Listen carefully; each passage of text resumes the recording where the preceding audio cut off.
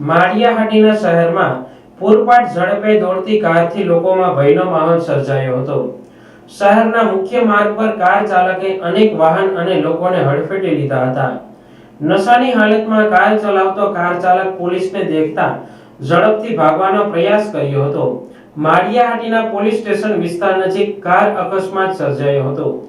ફિલ્મી ઢબે ચાલતી બેફામ કાર ચાલકની પાછળ પીઆઈ મિતુલ પટેલ સહિતના પોલીસ સ્ટાફે આશરે 10 કિલોમીટર પીછો કરી કાર ચાલકને ઝડપી પાડ્યા છે। આ ઘટનામાં કાર ચાલક કૃણાલ અરવિંદ ડાંગર, અજય સમજુ બાબરિયા અને જયદીપ રમેશ છેલાવાડા ને ઝડપી લેવામાં આવ્યા છે।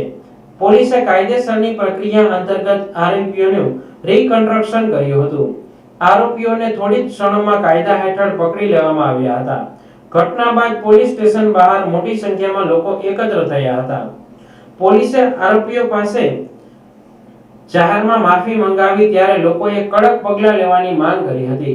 આ કાર્યવાહીમાં પીઆઈ મિતુલ પટેલ, એએસઆઈ કરમટા, નિલેશ ડાંગર, હરેશ મુછાળ, પ્રવીણ વાઢેર, રાજુ વાઢેર અને મિલન ઝાલા સહિતનો પોલીસ સ્ટાફ જોડાયો હતો।